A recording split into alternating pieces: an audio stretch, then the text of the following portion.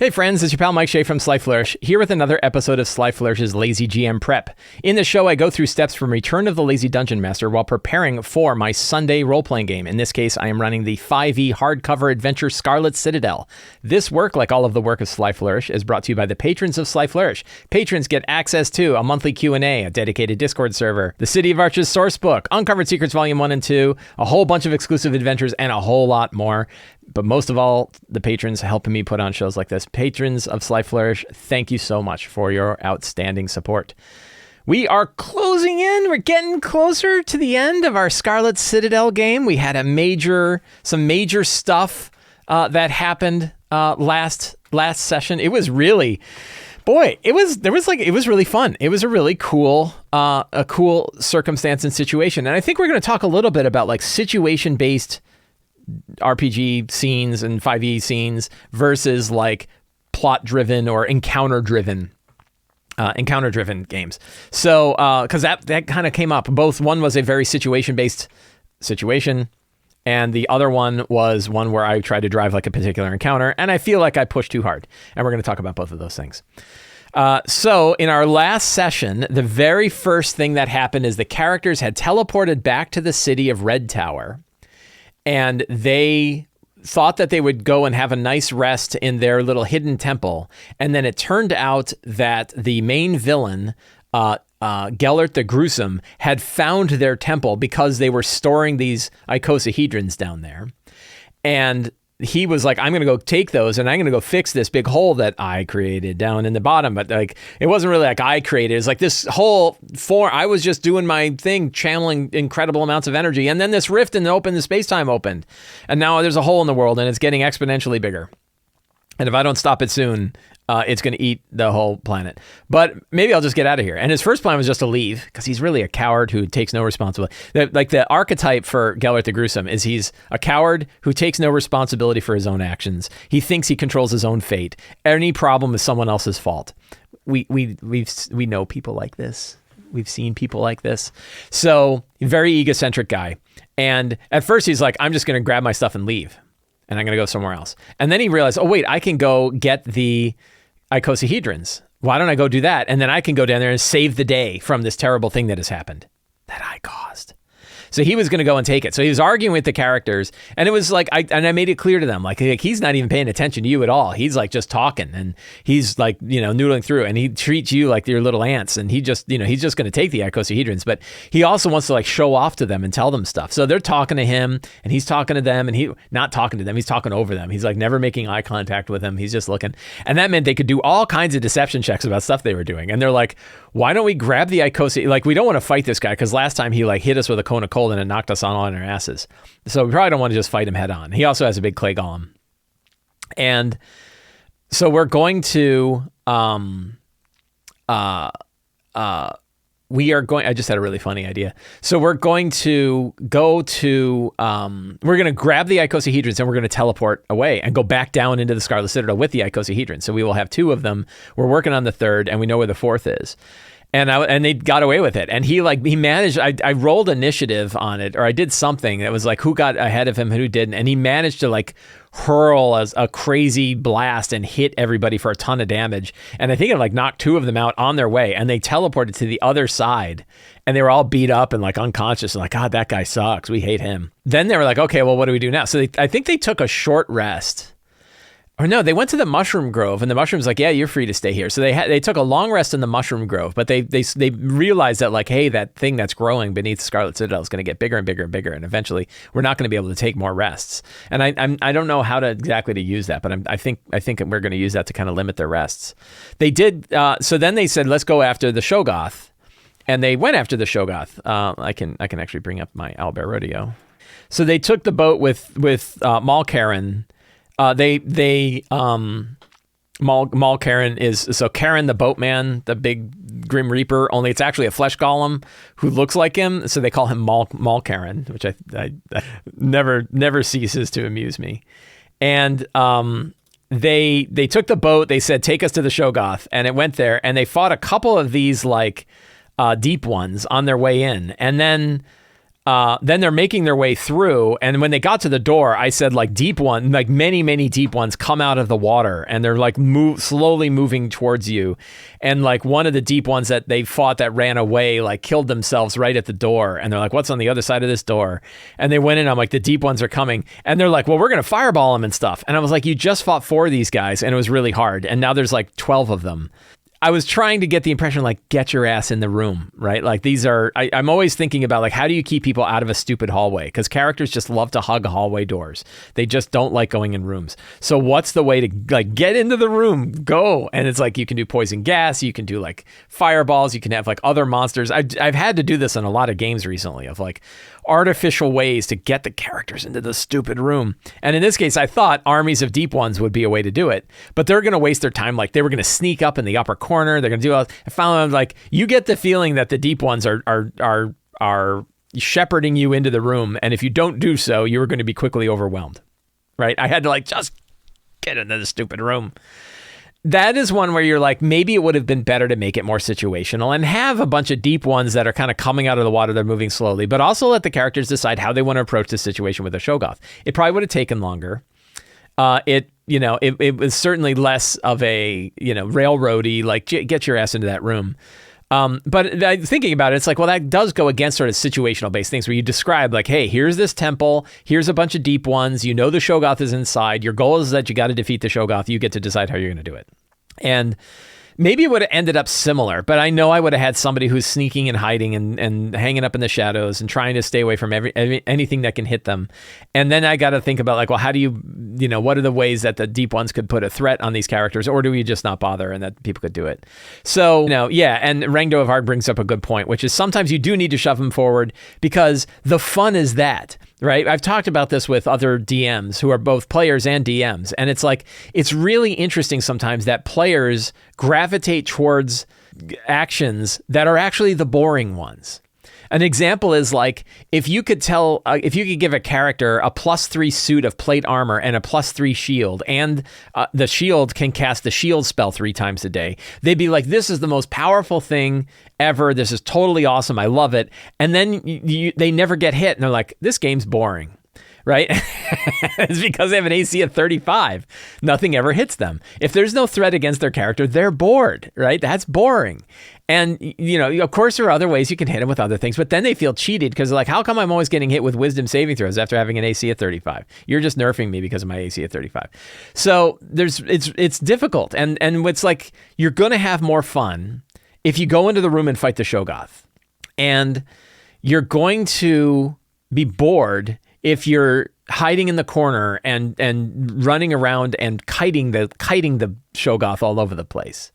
That's not going to be fun either. So that's there's a situation we have to deal with, and that's probably there's probably deeper study that needs to go into that idea that sometimes the players actually gravitate because they're doing what their characters would do, and their characters don't want to be in dangerous situations, but the danger is the fun part. So that's a difficult thing.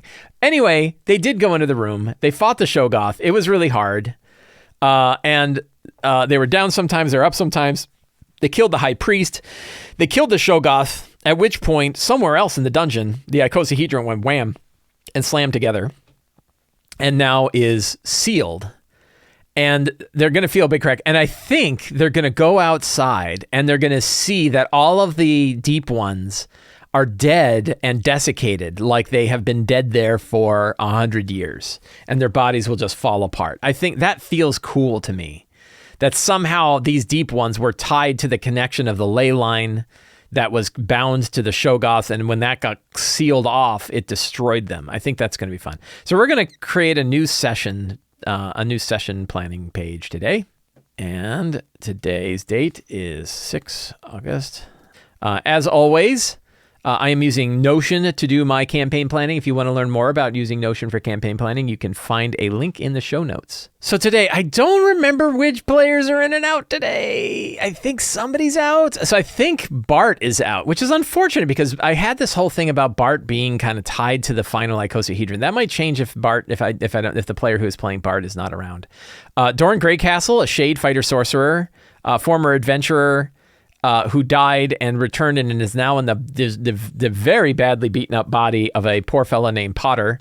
now is also wearing the face of a dwarf that they got from a red hag, is seeking either, I think, has decided that he wants to return to life. He wants to go back to his former life. That, you know, he doesn't want to just go to the afterlife. He wants to return, and that was a new thing for him. I think I had like a little campfire tale. Yeah, and this campfire thought was that he wants to be alive. Garble, mushroom folk rogue far traveler, just slept during we had like a campfire scene, and I asked them and it slept. But their goal is to reestablish the mushroom folk lives in a nice place. Bring his people to a nice place, and this would be a nice place if they could seal the ley lines again. Mez, Room Select, wants to kind of restore, thinking of his wife and family, and Zobek wants him not to be wiped off the face of the planet. They put him in kind of a conservative, do no harm sort of world.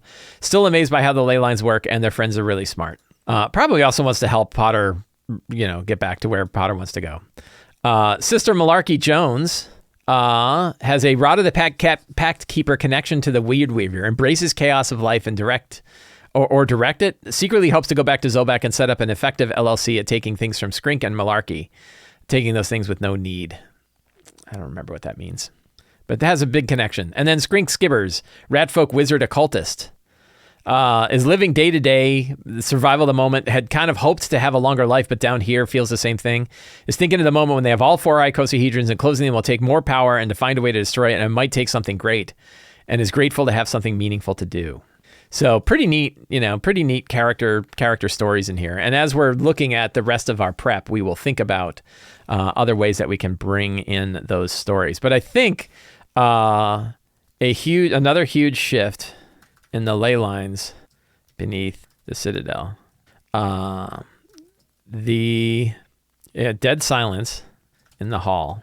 The deep ones are now desiccated, as though they died there 1,000 years, 100 years. EJVC asks, how do you do the campfire tales again? It's a very simple idea. The idea for campfire tales is that when the characters are taking a long rest in an area where it makes sense, you ask them a simple question. It's a little bit like an in-game version of Stars and Wishes, where you say, like, what is it that you've really enjoyed and what do you want to see more of, which is a question for players for Stars and Wishes for an RPG. But you can do it kind of in-game. And you say, like, as you spend time sitting around the campfire, thinking about where you've come from, where you are and where you want to go, where do your thoughts take you? And it could be thoughts that they have on their own. It could be conversations they have with other characters. But the idea is like a bit of introspection. Like give each player an opportunity for a bit of character-driven introspection. Where they've been, where they are, where they want to go. They can kind of bite on any piece of it, and one player could be like, "My character falls asleep and snores." And you're like, "Cool, that's fine. They don't have to engage," or that can be an engagement, right? That they're so relaxed with the current situation that they just go to sleep. And you don't necessarily call on everybody one at a time. You kind of see who comes in first, because you don't want to put people on the spot. Then as you go and as people get used to it, then you can start to call for people to make sure everybody has their time in the spotlight. So you can ask, like, who would like to start. Then somebody speaks up, you say, okay, you go. And then you know who's left, and you make sure everybody gets their chance, and you write it down, right? When they give you that campfire thing, you write it down, and you write it down so that you have an idea about the motivation of the character, what's driving them, where they go, things like that. Then another thing we can do is, and we're going to do this at the beginning of this session, they leveled up. So they are level 8 now? I think they're level 8. Let me make sure. I'm pretty sure they are level 8. I forget, though. God, I'm terrible. So what new powers did they acquire after defeating the Shogoth? What are they looking forward to using? So this is another sort of Star and Wish kind of conversation, that after they've defeated the Shogoth, the ley lines twisted and snapped back into place, and energy and power flowed through them, and they suddenly found themselves more powerful than the way they were before. And they leveled up. So what new features did they get on their level up, and what are they excited to do with their characters? Again, it's sort of a Star and Wish kind of question. What new features did you acquire? What are you looking forward to using? And then write it down. And you can use that for things like lightning rods. You can use that thing for other areas of the game. Lightning rods is the idea of setting up combat encounters that lean into the new abilities that characters have. So I'm really looking forward to blowing a bunch of people up with a fireball. Guess what? You get into a battle with a whole bunch of people that are in a perfect fireball formation. So, that's an extreme example. But when they have certain abilities that they're really excited to use, like I just gained cold resistance. Okay, well, guess what? Let's have more monsters that do cold damage because it's cool to resist it. So you lean, instead of avoiding the new things they get, which is a common idea, you lean into them. You let them show off their character's cool abilities by the kind of encounters that are set up. So that's sort of it's cool to resist cold damage. Yeah. So scenes, we have leveling up, finding the dead deep ones, traveling to the spiders of Ling, negotiation with the spiders of Ling, and then traveling below, acquiring the third icosahedron, traveling below, dealing with the environmental chaos of the lower level, closing the rift. Finn. So we kind of know the scenes that are coming up. We're getting to that narrow part of the yam-shaped adventures. Not a lot of choices left. Closing the rift 1 year later. What happens 1 year after the events of the Scarlet Citadel, and then finish. So that is pretty much it. They're not going to. This looks like at least a couple of sessions to go, but we might be done in a couple of sessions, and then we have to figure out what we want to play next. I don't know. I'm not sure what we want to play next. I think we might try some Shadow Dark. We'll see. So that's good. For secrets and clues, just for fun, why don't we take a look at what secrets we had last time? See if there's anything we need. Gellert the Gruesome built the icosahedrons as a way to tap the power of the Weird Weaver and makes his own luck. They learned that.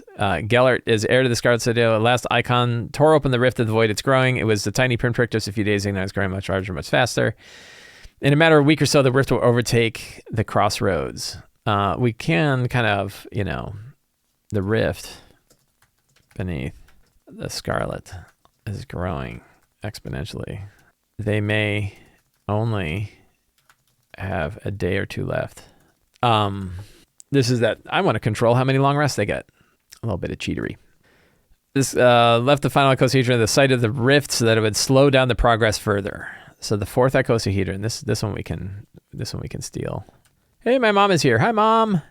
So we got that one. Final icosahedron doesn't really exist. It's a placebo. The real icosahedron lives in Bart. I hope Bart shows up for that.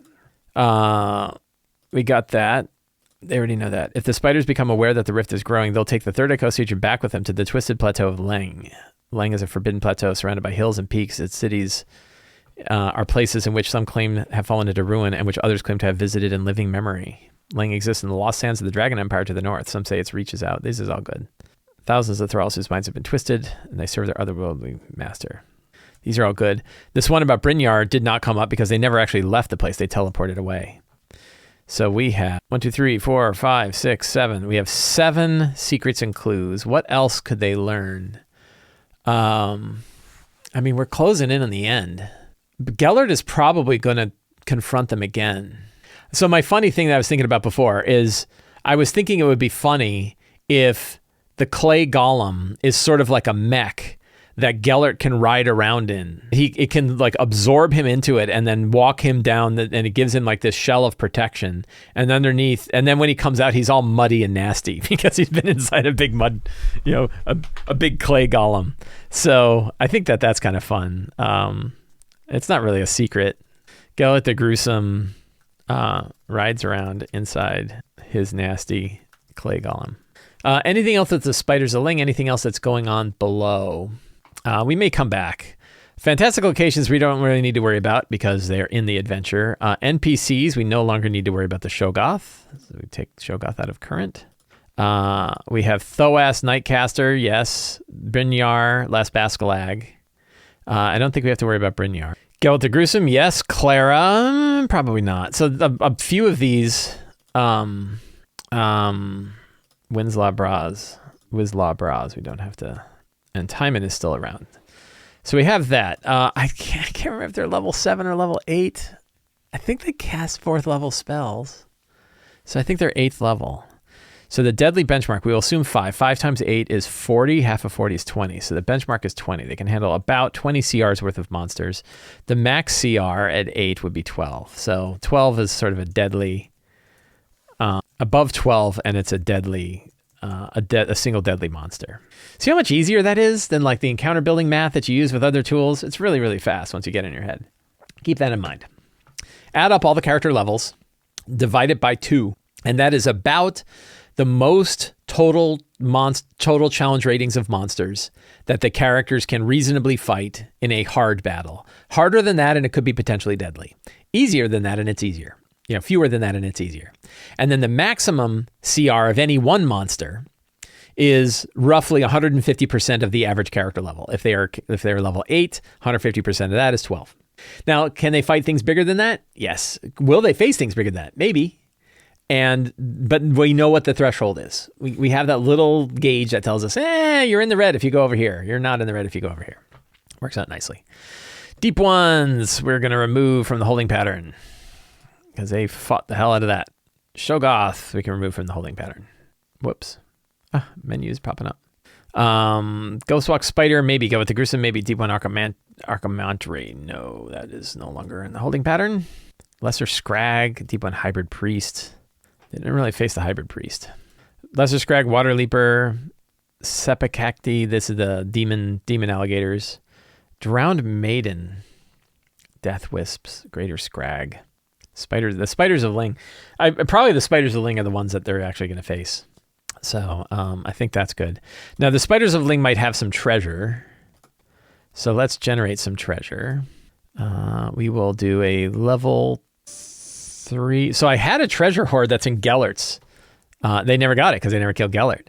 So I'm going to steal that because I thought that was good. Like, he's a tier 3 guy. So look at all the stuff he had. So this is the massive treasure hoard from Gellert's. So we'll say. And then we'll do another treasure hoard.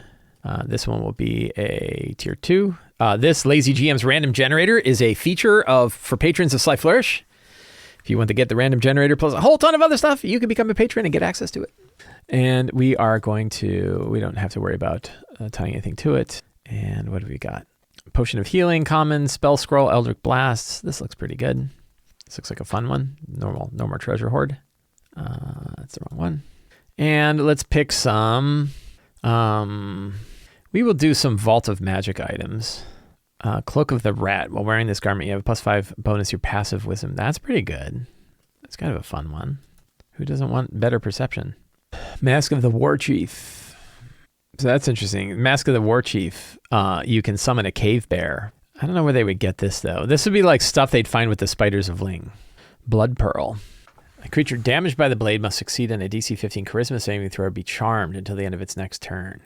This is kind of cool. The Blade of Petals is a good one because that would be a fun one for the Spiders of Ling to use. So I kind of like that. And it's +2. What kind of weapon could it be? So, longsword? I should ask what kind of weapons they use. So that's some good treasure. I'm pretty happy with that. Let's take a look at the adventure itself. And let's look at the floor that we're going to. This would be the Howling Halls. And see what the Howling Halls. I looked through it before a little bit. I looked through it before, but I don't know exactly what is going to happen where, or like how they navigate it. So what I can do is bring up the map. It doesn't have the names on it, unfortunately. Scarlet Citadel. So that is the map. It's a way to turn the fog off. No. I think they saw this part, that's why. But I think what we'll do is reveal the whole thing. I think you can select it too, can't you? I guess we'll just do that. So the Salt Storm. So I presume, let's take they have the keyed map here. So 601 through 606 is that left-hand side of the map in the lower right. And it kind of goes around to 613, which is the icy part. So there's like a desert part and an icy part. And I don't know which path they're going to take. There's a couple of different doors I think that they can take. The two doors in this level area, 604 and 607, have a big effect on the conditions here. When the characters first arrive, the door to 4 is open and door 7 is closed. Doors are strong enough to resist the wind. They can't be broken by the wind alone. They're not, however, airtight. In fact, quite a bit of the air leaks around them.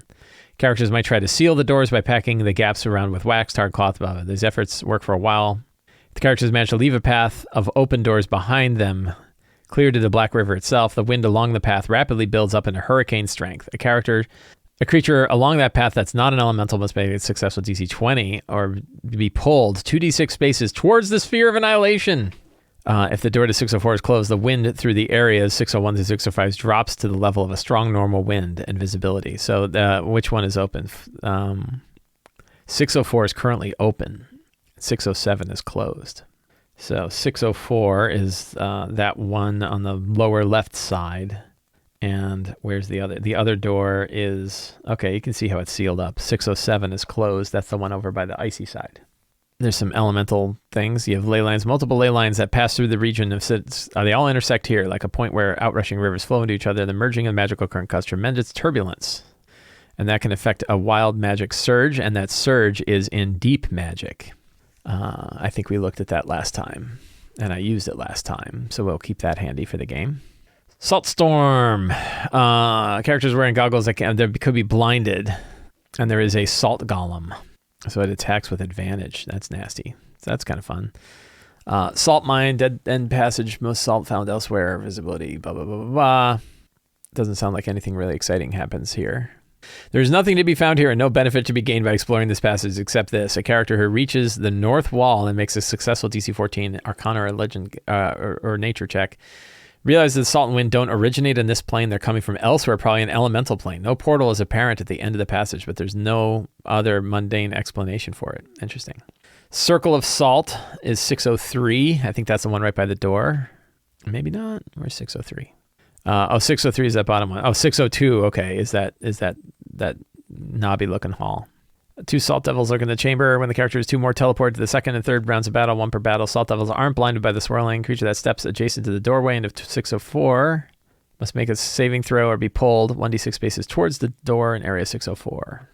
I think that might be fun for them to be able to negotiate with the Salt Devils because they carry a devil with them. Last Bascalag probably knows them. This door is open because that's the one that Gellert the Gruesome ran out of. Wind whipping through the chamber forms a miniature cyclone. Possible to see, but the sound implies the swirling air is filled with stones and probably lost weapons and discarded pieces of armor. You can get stuck in the maelstrom straight into the void, which is 605. Conditions in this area depend on the position of the lever in the control room in 606. It's 140 degrees. Standing around this area, gaping at the... any number of creatures can pile up in the starred space, as long as they're all restrained against the bars. While any living character occupies 605, the sphere of annihilation launches lightning into this area. On initiative 20, every lightning bolt sizzles from the sphere towards the western wall. Frag rights. Cool. Control room. A lever here operates the maelstrom door in area 604, but it also opens the bars separating 605 from the sphere of annihilation. This can be a death sentence to characters pinned against those bars. This chamber is much calmer than the others. While the air is full of dust, it's not thick. 606 is where? 606 is up above. Okay, cool. Show the players the point of view. The lever can be in one of 4 positions. The marks indicate the 4 positions and whether the door and bars are open or closed when the lever is in that position. From left to right, the markers indicate bars lowered, door closed. Bars raised, door open. Bars raised, door closed. Bars lowered, bars raised, door closed. Bars lowered, doors open. There's none. Lever is in the far right position. Bars lowered, door open. Moving the lever requires a used object. Blah, blah, blah. The lever can be moved into any position to any other without engaging the intervening positions. One mistake in this situation can result in irrevocable death for 1 or more characters. Probably worth mentioning that. Cool. Black Ice, 607. So now we are in that great big room. 7, 8, 9. Oh, the rooms are all over the place. Frigid Cavern is home to Ice Elemental and its brood. Only way into this chamber is to come down the steps from Zegmarsha's Hoard in 506. Northern door and southern portcullis are both closed when the characters enter the cave for the first time. Burrowed into the ice are rime worms and rime worm grubs. It's very, very cold. More doors and portcullis. Bones of the Fallen. I think there's a genie down here. A black powder ghoul. That's funny. There's a ghoul that just wants to gnaw on bones, but he's very smart. That's fun. Bone powder ghoul. I don't get this. Freezing trap. Wind demon's foyer. Wind demons can be something to negotiate with. Abandoned refuge. A bunch of other adventurers died here. This ledge is the only space. Where is this? So this is 611. Okay. So there is a place to rest down there. Abandoned refuge. They can rest. Elemental prison. The djinn. There is a djinn here. So that could be fun. For parts unknown. Deeper into the bowels of Midgard. It goes far deeper. And finally, the Void of Annihilation, which is a great big sphere of annihilation that throws fragrites around and has a voidling inside of it. And a three-page description. All right. Yeah, I feel like I've got enough of a handle to be able to figure this stuff out. The doors are probably the most complicated thing. But it could be fun. Friends, I want to thank you all for hanging out with me today while I prepared for my role-playing game. If you like this show and you want more material like this, the best way to follow the work that I do, if you want to know, Mike, somebody asked us earlier, Mike, what's the best way? How do we stay in contact with you? How do we learn what you've got? The best way by far is to subscribe to the Sly Flourish newsletter. Every week, you get a weekly RPG-related email. At the bottom of that email are links to all of the YouTube videos I do, podcasts that I do, D&D tips that I do every day, all kinds of stuff that are all consolidated in that one weekly newsletter. You also get a free adventure generator PDF, and it is absolutely free to sign up for that. You can also, if you want more material like this, if you want to talk to other members of our awesome Lazy DM community, you can join the Sly Flourish Patreon. Patrons get access to a dedicated Discord server, a monthly Q&A, Uncovered Secrets Volume 1 and 2, which are like books of like small house rules you can use or tools to help you run your games, the City of Arches source book, a great big city source book that I'm working on, and a whole lot more dedicated adventures, all kinds of things. And you can pick up my books, Return of the Lazy Dungeon Master, which has the 8 steps that I've been using in order to go through my game prep. The Lazy DM's Companion, which offers a whole bunch of different tools and options and random tables to help you flesh out your RPG, your 5e games. And the Lazy DM's Workbook, which is essentially a DM screen you put right in front of you. You lay it out flat and you use it to help you run your games and improvise things as you need them. All of those are available in the Sly Flourish bookstore, which you can find in the links of this show. Thank you all so much. Have a great day and get out there and play an RPG.